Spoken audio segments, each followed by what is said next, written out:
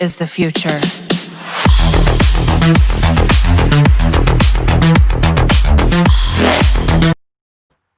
Well, what's up, YouTube and Facebook, and welcome back to Not Quite Mint. We're doing our Keys in Isolation show, and it is actually our last Key in Isolation show. And if you want to know what we're going to be doing in the future, stick around to the end of the video. But today's spotlight, we're going to be looking at the Woman of Wonder, Diana, Princess of Themyscira. So shall we get into it, Rich? Yep, let's get into it, guys. And as always, make sure that you do subscribe to us, give us a thumbs up, and obviously if you want any questions or anything of us or anything comes up in the video, obviously make sure you put those down in the comments down below. Also below Tom over there, you can see we have got all the social media. Some of you might be actually watching on Facebook now, and we've got a couple of Greyman is already the music made him jump. Whoops. It makes me jump every time. Sorry mate. Yeah. But yeah, so make sure you're following us over there. We are still in the process of running a giveaway as well, aren't we? So if you haven't taken part in that already, down in the comments, if you enter hashtag NQM crate giveaway, we will obviously do that, and we'll just do a recap of what the prizes are at the end. Well, yeah, as you said, Tom, we're doing Wonder Woman. So we are Diana the Princess. I have a confession. Go on. I haven't really read much Wonder Woman, as you probably. Do you know what, though, mate? I was saying this earlier to Charlotte and to yourself. Is I feel like I've read more than I have, and it is down to the fact that I've watched every single episode of the Justice League animated TV series and Unlimited. So I feel like I already know about her, but without reading it, if that makes sense. But I've read a bit of Wonder Woman, but not a lot. Yeah, I think the only Wonder Woman book I've ever read cover to cover is that lovely book that we reviewed before lockdown, which was the 750th issue special that I really didn't enjoy. So lovely. Yeah, so it was really lovely. It was not my kind of book. But yeah, so I wasn't too sure what I was going to do. I've done a little bit of research. I watched a YouTube video to explain like the history of Wonder Woman. Obviously, I've seen the films, and like you, I've seen bits and bobs. I think I've seen more of the whatever it was, the 1970s Wonder Woman TV show, you know, with the lasso than actually reading the books. But like you said, I think when I actually listened to I think it was on the Comics Explained channel, they went through like, you know, all the various phases and incantations from Golden Age, Silver Age, and up to modern day, and it was really confusing. So I'm kind of glad I've never actually read any of her books, because I don't know where you know, I like the mythology we've got. I think the problem with Wonder Woman, from what I've read, because trying to read a lot of these for today, is that they've rewritten her origin stories a couple of times, and they've changed like little teeny bits. So then it completely doesn't make the first bit make any sense. And then you read the next book, and it's like, oh, well, we're going to rewrite this because last time it didn't make any sense. And now it makes less sense. So we're going to rewrite it again and do Rebirth and then change everything again. But yeah, I think that's it. I think if I'm honest, like it's a shame, because there's a lot of significance behind Wonder Woman as a female superhero. Yeah. There's a lot of, like, you know, the feminist angle and things like that come into it. There's the significance with the Comic Codes Authority, where because of the way that she was kind of depicted, you know, there was outcries, you know, around things like lesbianism, you know, a portrayal in that sense that she was kind of like, you know, a bit of a, you know, kind of like, you know, there was a fluidity about her that wasn't appreciated back in the day.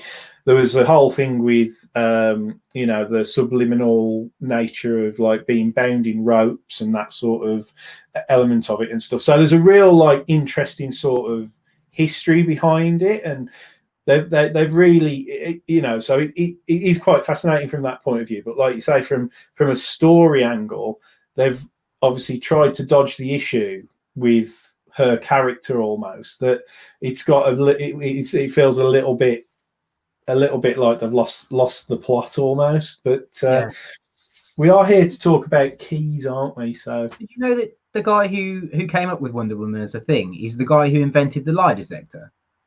But yeah, he was. I believe it was. I watched a TV show about it a long time ago, and it was really interesting actually. But that's why Steve Trevor, who the character in it that Wonder Woman falls in love with, that's why he's the greatest spy and uses a lie detector, and that's why she's got the lie detecting rope. Is because the guy who invented her was the guy who invented the lie detector. Let's see, useful little tidbit there. I do like it. Anyway, we're here to talk about keys, not to talk about keys. Terrible one all night about just random stuff. So, Wonder Woman keys. First and most important one is her first appearance in All-Star Comics number 8. Nice. Oh, thank you, Grey Man. Just one element of the. That's it. It's probably massively dramatized, isn't it? It was like he did this, but yeah.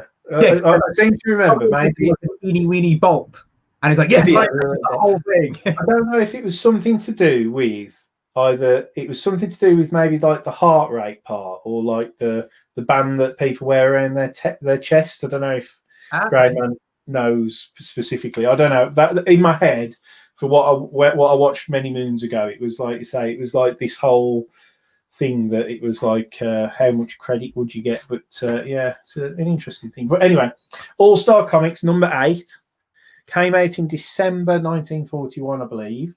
And it wasn't actually DC Comics at this point. It was it All-Star Comics Group or something like that? I think so, mate. So really early. Gardner Fox was the writer, and is it E.C. Gibbert or E.G. Gibbert who was the artist? Hibbert. But it was. I mean, like you look at the cover, you've got who's on there: Hawkman, the Spectre, and then other characters who were obviously Golden Age characters. That I don't even. It's like there's Dr. Fate's in there. And I'll tell you what. Did you read this? No, I haven't read it. So this book's got the first appearance of Wonder Woman. It's got the origin of Wonder Woman. It's got the first appearance of Steve Trevor. It's got the first appearance of Wonder Woman's mom, whose name I'm going to get wrong, but I think it's Hippolyta, something like that. Anyway, but this is like 7 different stories.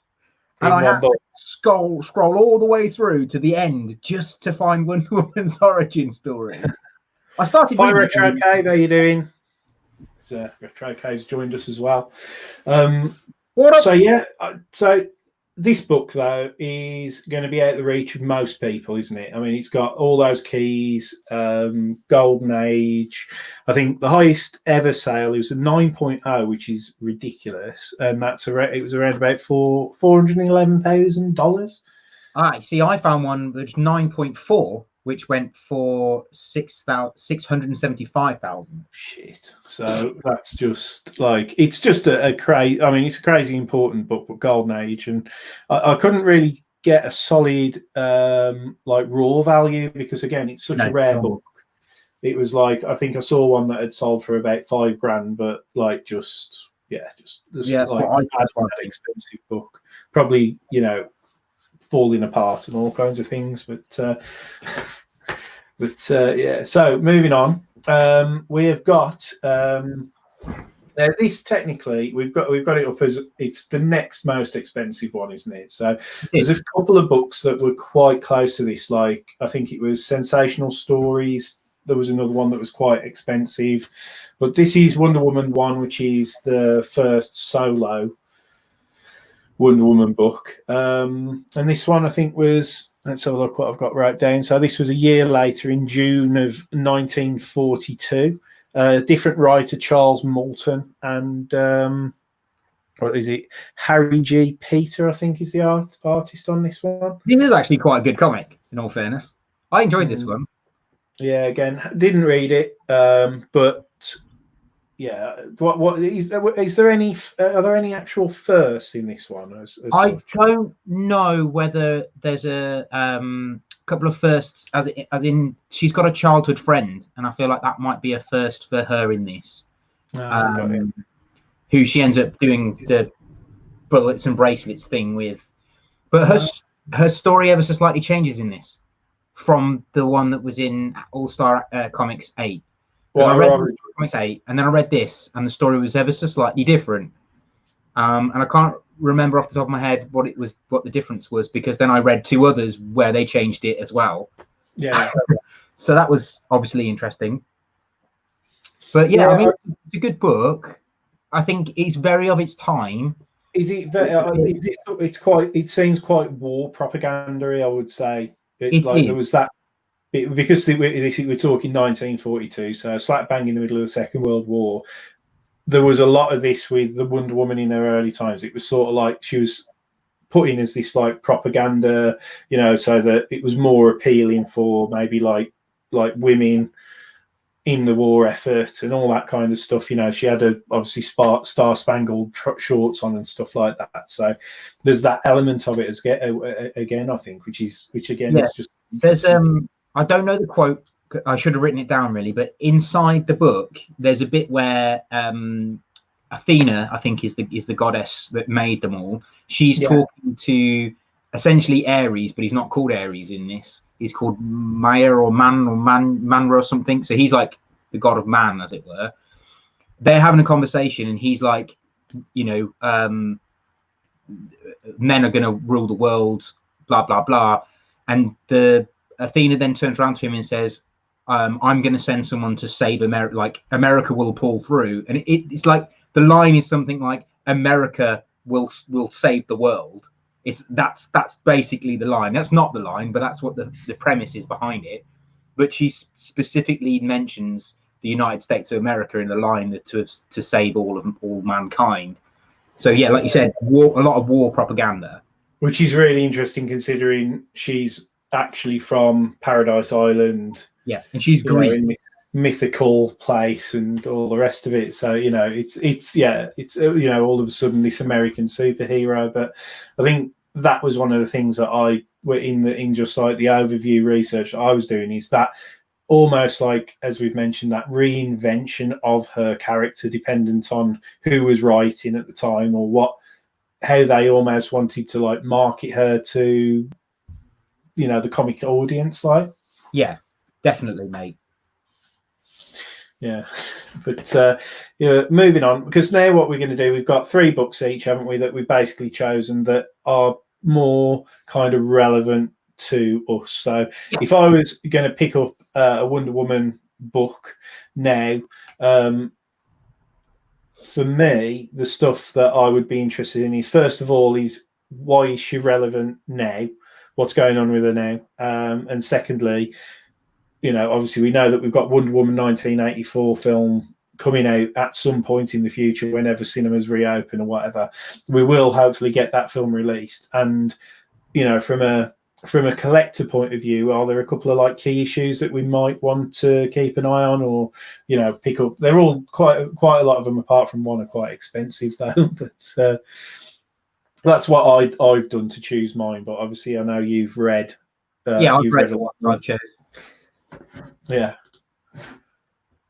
Was she still made from clay? Yeah, she was. She was still made from clay at this point. This one. Hold on. Where am I? Yeah. At this point, she was still made out of clay. That's it. But the first one I sort of chose was this one, which is kind of like it's Justice League 50.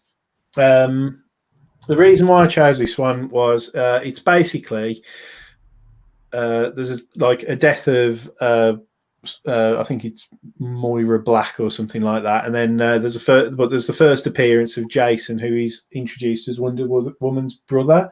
So I haven't read this, but again, that's quite interesting. But in terms of what's going on relevant for what we've got coming up in the next couple of months in comics is this was an issue whereby the Morbius chair revealed to Batman that there were three about the whole Three Jokers story. So for me, I find that quite interesting because that's like, you know, coming off the back of like things that we've been talking about over the last couple of weeks with the Flash and Dr. Manhattan, the Morbius chair, and so on and so forth. When I saw this as a Wonder Woman sort of like key issue, it just sort of hit me quite good. It's also and you'll like this one, Tom. This is the first appearance of Jessica Cruz as Green Lantern. Yeah, I love Jessica Cruz. Go out and get this one then, because I don't know. I don't know if this one might become relevant because of the whole Batman Morbius thing. But you've got your key first appearance of Jessica Cruz in there, and I don't know. It's only like, you know, a £10 book, I think, at the moment. So it's one of those that could just be, you know, sort of an interesting one to get. But it's certainly a book I want to read because of everything that's happening at the moment. Yeah, definitely, mate. I think I might want to have to read this, especially if Jessica Cruz in it. Do you know what? I was reading Green Lantern and I had no idea when her first appearance was. It kind of just happened. So yeah, I'm going to have to read that. Yeah, it's certainly one I'm going to have a keep an eye open for. I just think I think there may be if you've got Morbius chair Batman talking about the Three Jokers, which is where we're moving towards in the current Batman lineup. I don't know. There could be like little things maybe from this run or around this time that might become very sort of speculative. You know, just yeah, definitely like that. But your first one, mate, I have got you lined up as. This one, yeah, I had read this a long time ago, though. So, yeah, so I chose Identity Crisis issue 4, and not for the story, because the story in it is good, but it's not a Wonder Woman story. It's a story of the Justice League, and there's a few mind wipes and stuff in it. It's a 7-part miniseries, and basically some of the Justice League characters have kind of wiped the mind of Dr. Light, and this is all about how that all comes to light, that they mind wiped him, they mind wiped Batman. The Atom turns out that he's not exactly all there, and it's a very good story. It's very twisty turny because you don't know who you think the bad guy is, Dr. Light, and then there's all this stuff that happens. Anyway, I didn't pick it for that. I picked it because it's got one of my favorite artists has done the cover of this, and that's Michael Turner. And he's done this amazing artwork of Wonder Woman on the front. I just absolutely love this. And the reprint of this is also stunning. Like the reprint, they've done the whole background in red, and she still stands out. It's incredible. It's such a good drawing. I think I like this one. Yeah, this one. I've got this run actually. And again, one of the things me and you actually weirdly had in common, even though we hadn't like met, was that because Michael Turner was he's still obviously, you know, he's still a very, very well respected artist, albeit he's not with us, and his artwork still gets used to this day. So, and at the time he was like up there as like, you know, if there was a cover artist that I was collecting, that it was Michael Turner's, because I've got I think it's issue 1 and issue 7 of Identity Crisis, and it's they were like some of the first signed issues that I'd bought. Yeah, so like I've got that issue 7 is like they're the Dynamic Forces. I was just saying they're the Dynamic Force ones. Yeah, and that was when like I was like starting to look at like getting signed books and all that kind of stuff. So yeah, all for the right reasons. And I remember going to Comic-Con, I think it was like the year that he passed away, sort of early 2000s, sort of. It was around about 2008, 2009. And I remember going to Comic-Con, and there were loads of like memorial sort of messages for him, and it was quite moving, really. It was I know with the Eisner Awards they did like a bit of a commemorative dedication thing to him as well, and it was one of those really nice but sad sort of. Oh yeah, definitely. I don't think it was long after this. To be fair. No, it wasn't. It genuinely wasn't. And I remember going I think I first started going to San Diego Comic Con around about 2006, and then I think the last one that I went to was around about 2010. So I'm not sure what date this actually came out, but let me tell you. I'll tell you what. I'll open up number 1. Yeah, have a look. But yeah, I'd be curious. I'm kind of like pinning myself maybe around 2003, 2004 for that. Maybe. Might be 2002 or even 2001. Who knows? Yeah, I'm going to reread this because it's so good. Yeah, it's, as I say, like you talking about like the overview of the story, it does. It's a bit like when we spoke a couple of weeks ago about Batman Hush. I remember having that when it first came out many moons ago. But yeah. Oh yeah, and Grey Man, when I went, I was just a child, so I went on the wonderful bank of mom and dad. So, well, I say I was a child. I was actually a poor student at university, so I went on bank of mom and dad, and yeah, I used to buy and sell Beanie Babies and trading cards and things like that when I was at university, just to make a bob or two. And what year did you? Yeah, we used to go for an American summer holiday normally, and that's how I ended up going to Comic Con, because obviously I wanted to go, and we used to just go. You see, so yeah, no. Sadly, I was not a early adult millionaire, unfortunately. But yeah, that's a bit of my backstory anyway. I went to my first American Comic Con as a 32-year-old man. I had to save for it. In fairness, I haven't since 2010. I haven't been to another American Comic Con. So since being, sort of a proper grown-up type of person, like I haven't been back. So yeah. What year did you say this was? Did you think it was 2006? Well, when I first went to San Diego Comic Con, it was 2006. So it came out in 2004. So 2 years after. Yeah, that's going to be probably about when he died, to be fair. Yeah. Well, so that is to say, I know it was all around about that time, because I remember it quite vividly. Well, yeah. So moving on to my second book. So I'm mentioning this. So this is Wonder Woman number 6. Purpose of this book was that it's the first appearance of Cheetah. It's basically who is going to be one of the villains in Wonder Woman 1984. So again, this is a very, very, very rare book. It's very expensive. Came out in September 1943, so we're talking golden age here.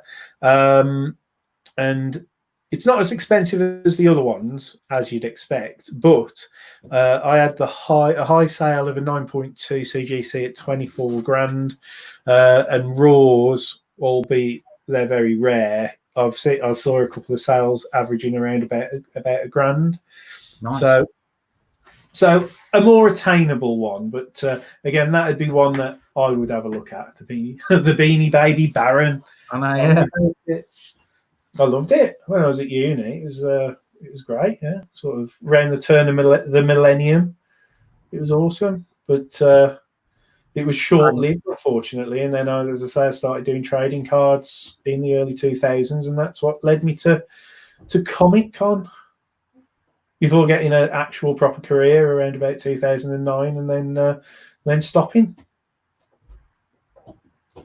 Nice. Look back. Oh, the good old days when life was simple. Anyway, mate, your second book, I'll whack that up now. Go for it. Right, okay. Probably should have done the other one first, but never mind, doesn't matter. We'll do you want to do the other one? That's all right, we'll do this one because it's up on the screen. So this is my third book, but we'll do it as my second book. So this is the first issue of Wonder Woman Rebirth, where they retell her story for the third time. They redo her origin story.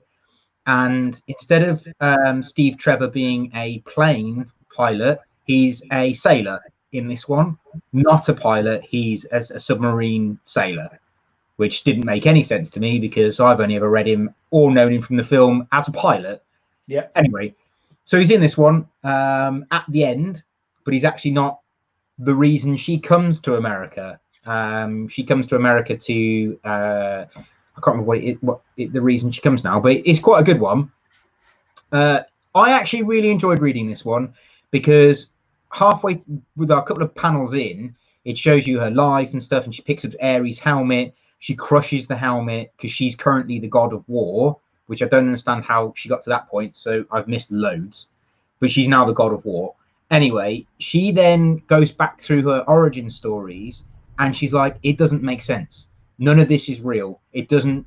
Nothing's computing. Nothing's quite right. What's going on with my life? Like, this doesn't make sense. That doesn't make sense. But this is how it was. This is how my origin started, but that doesn't make sense. So she's questioning her own origin. So I'm guessing the story that goes on in Rebirth is the fact that what she's been told or she's gone through or her memories aren't real. So I like the idea of it. I do like the idea of it because I think they're trying to redo her origin stories, but from a different perspective. Yeah, because this is Ares in on the cover here, isn't it? Yeah, the hench dude in the back. Yeah, it's like he looks really scary. Yeah, I wouldn't mess with him. But no, as I say, like I was again on the research, I was a bit lost. If I was going to jump in, I think, and start reading Wonder Woman, very much like what I'm doing currently with Detective Comics and Batman, I think I would start with. I think I'd start around about this era and move over because they do obviously these DC Deluxe things that I've got obviously for Batman. I'm going to do it for Superman, and I might just start making that the base of a collection type of thing.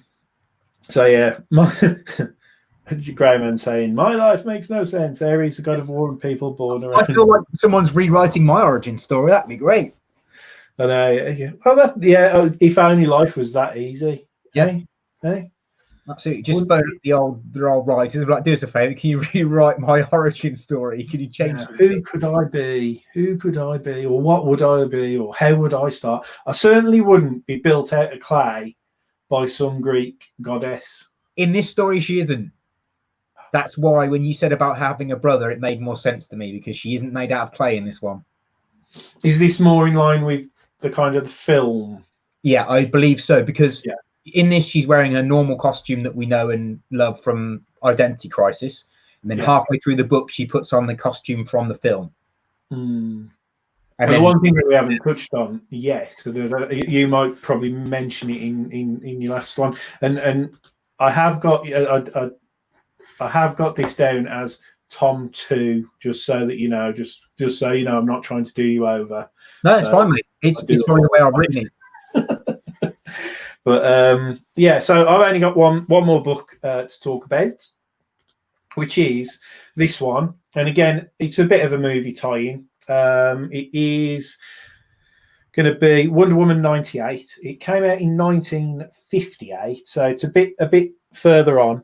Now, the reason for mentioning this one is, again, we've spoke about Wonder Woman being Golden Age all the way through to Modern Age, having all these different reiterations of what she is. I mean, I think at one point in potentially like the 60s, she loses her powers completely and then learns a lot of martial arts and loads of weird stuff like that. So, but this one is, as I say, this is 1958.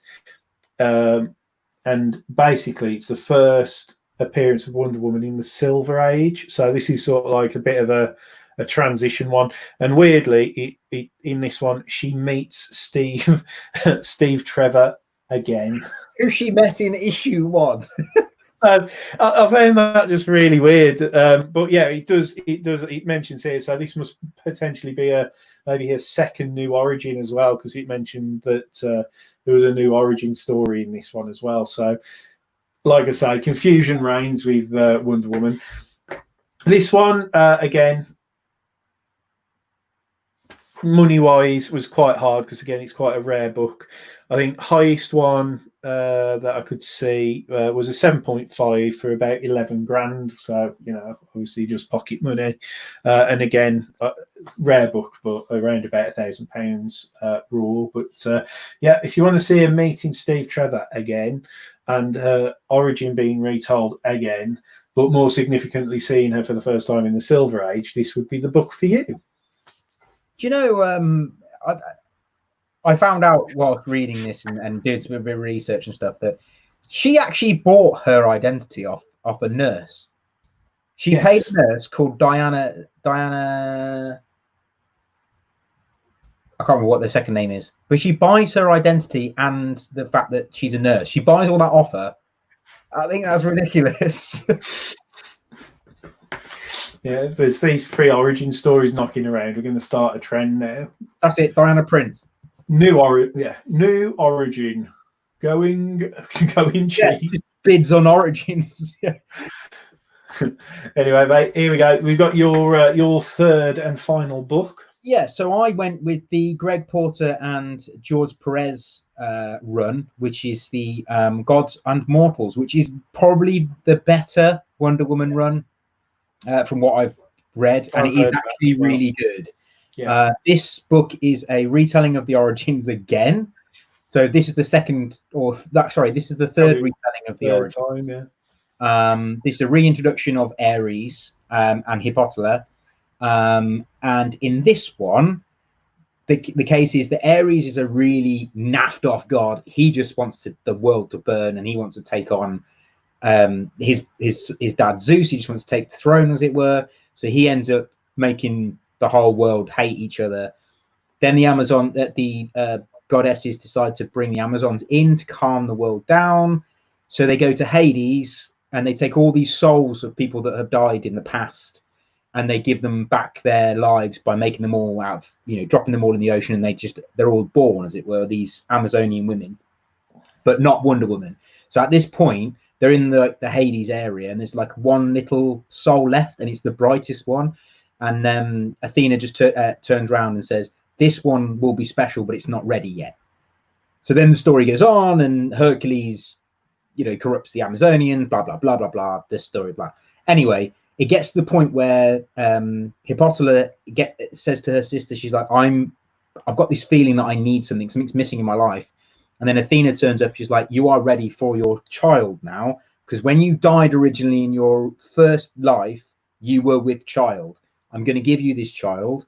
And then by giving you this child, she's going to have the power of this goddess, the beauty of this goddess. She'll have the speed of this goddess and something of this goddess. And she will say, I heard about this. Yeah, there's all the different, like Hermes gives her speed and agility. And then she has the strength of, I can't remember who it is now. There's one of her gives her beauty and something else, doesn't it? Yeah. And in all fairness, this is the best, in my opinion, the best origin story, because it makes sense that she's still been made out of she's still been made out of clay, but she's been given all these powers that the Amazonians didn't have to save the world from Ares. So I liked that. I thought that was really good, and I think I'm going to read this for Thursday. I'm going to continue to read the run. It's only I think it's like a 7-parter, so I'm going to read it. I think I really enjoyed it, in fairness. Yeah, cool. I mean, it's one of those. I'll still say, in conclusion, I don't think I'm going to be diving in to catching up with any of the Wonder Woman stories. I think I've got quite a few on my list above Wonder Woman, sadly. But yeah, I can't deny its significance, and I just think if I ever did, I think it's around about that rebirth sort of time, and then get into that that whole Justice League issue that I kind of spoke about, and bring it up into where we are in the current day. Because who knows, with all the stuff that's coming up, which we don't really know that much about at the moment, because things are still gearing up, and DC distribution's just obviously dropped off the planet at the moment, so nobody really knows what's happening with DC Comics. But it's going to be very interesting to see how things evolve in the future, I think. Yeah, it looks like we'll be getting our stuff from the States, which is not ideal. Yeah, more money, it'd be more expensive. That's just reminded me, or it's just twigged. In the origin stories, right? I'll just quickly explain this. In the two original origin stories, they do a like a gauntlet or a battle between the Amazonians to decide who's going to go back to America and take Steve Trevor back in the first two. And she wears this stupid Zorro mask. She's still her. You can still see it's Wonder Woman. And she's wearing this stupid mask. And then she wins these things. And the mom's like, oh, I didn't realize it was you, blah, blah, blah. Anyway, it makes more sense in this one because all of the Amazonians are wearing this gold armor and this gold helmet. So you can't see who any of them are. So it makes so much more sense in this one. Anyway, sorry. that was just a massive penny drop moment, wasn't it? Yeah. So, well, just to briefly mention, we'll do the giveaway first, and then we'll say, obviously, what our physical plans are next. So, obviously, to be in the giveaway, in the comments, do make sure you put hashtag NQM crate giveaway. I know some of the people who've been watching, like Graham, and you've already taken part, so thank you for that. Obviously, this is Tom's original sketch art cover. That is the main sort of prize in there, and then you get a load of other comics here. There's a couple from some are new, some are old, and there's some variants in there. And then obviously way back to February when we actually had new books to talk about. We had obviously our picks of the month for February, so they are in there as well. So do make sure you take part in that. Anybody who is watching, obviously make sure you subscribe and give us a thumbs up on the video as well. That massively helps also. But Tom, do you want to tell people about what we've got planned and what we'll be doing this time next week? Yeah, so we're still sticking with the keys, but we're going to try and do keys that have actually going to be coming out. So we're going to be looking at new keys as they come out. We're going to talk about first appearances, what's coming out that week, if there's any significant ones. We're going to pick our favorites, and then we're also still going to spotlight a character, but it's going to be more about that character's first appearance and then mine and Rich's experience with that character, rather than most expensive and this and that and the other. So it keeps it a bit shorter, but we're mostly going to be focusing on what's coming out next week. Yeah, it's been one of those things, obviously, during this time whilst we've both been sort of isolated and, new books haven't been coming out. Like I know most comic book shops are reopening this coming Monday. So they're going to there's new books coming out. Like we had like Venom 25 delivered this week and things like that. So I think we're going to potentially talk about that on Thursday, aren't we? But yeah, it's one of those that next Tuesday we're going to talk about obviously the key comics that will be coming out on the Wednesday, as we used to do historically. And yeah, it's going to be like probably no more than 5. I think we're going to do like a top 5 sort of keys of the week, aren't we? And then we're going to keep a spotlight on a historic sort of character, because I've really enjoyed doing this, like fact finding and stuff like that. So we'll probably do, because most of the stuff that we've done when it's been a first appearance of that character, because it's going to make sense to always do that. That's generally been the most expensive anyway, hasn't it? So we'll probably do that first appearances of that character, and then we'll talk about mine and Tom's personal experience of it, or if we've never read anything about that character before, we'll talk about those books that are most important to us. Yeah, absolutely.